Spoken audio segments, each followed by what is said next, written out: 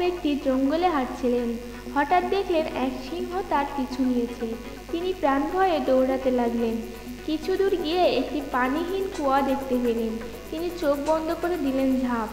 পড়তে পড়তে তিনি একটি ঝুলন্ত দড়ি দেখে তো খপ করে ধরে ফেললেন এবং ওই অবস্থায় ঝুলে রইলেন। উপরে চেয়ে দেখলেন কুয়ার মুখে সিংহটি তাকে খাওয়ার অপেক্ষায় দাঁড়িয়ে আছে।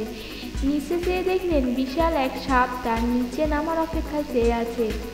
বিপদের উপর আরও বিপদ হিসেবে দেখতে পেলেন একটি সাদা আর একটি কালো ইঁদুর তার দড়িটি কামড়ে ছিঁড়ে ফেলতে চাইছে। এমন হিমশিম অবস্থায় কী করবেন যখন তিনি বুঝতে পারছিলেন না, তখন হঠাৎ তার সামনে কুয়ার সাথে লাগোয়া গাছে একটি মৌচাক দেখতে পেলেন। তিনি কি মনে করে সেই মৌচাকের মধুতে আঙুল ডুবিয়ে তা চেটে দেখলেন।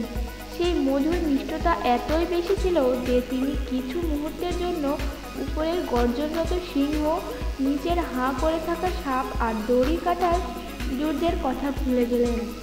ফলে তার বিপদ অবশ্যম্ভাবী হয়ে দাঁড়ালো। এই সিংহটি হচ্ছে আমাদের মৃত্যু, যে সর্বক্ষণ আমাদের তাড়িয়ে বেড়াচ্ছে। সেই সাপটি হচ্ছে কবর, যা আমাদের অপেক্ষায় আছে। দড়িটি হচ্ছে আমাদের জীবন, যাকে আশ্রয় করেই বেঁচে থাকা। সাদা ইঁদুর হলো দিন আর কালো ইঁদুর হলো রাত, যারা প্রতিনিয়ত ধীরে ধীরে আমাদের জীবনের আয়ু কমিয়ে দিয়ে মৃত্যুর দিকে নিয়ে যাচ্ছে। আর সেই মৌচাক হলো দুনিয়া, যার সামান্য মিষ্টতা পরখ করে দেখতে গেলেও আমাদের এই চতুর্মুখী ভয়ানক বিপদের কথা ভুলে যাওয়াটা বাধ্য। তাই আমাদের সচেতন হওয়া জরুরি।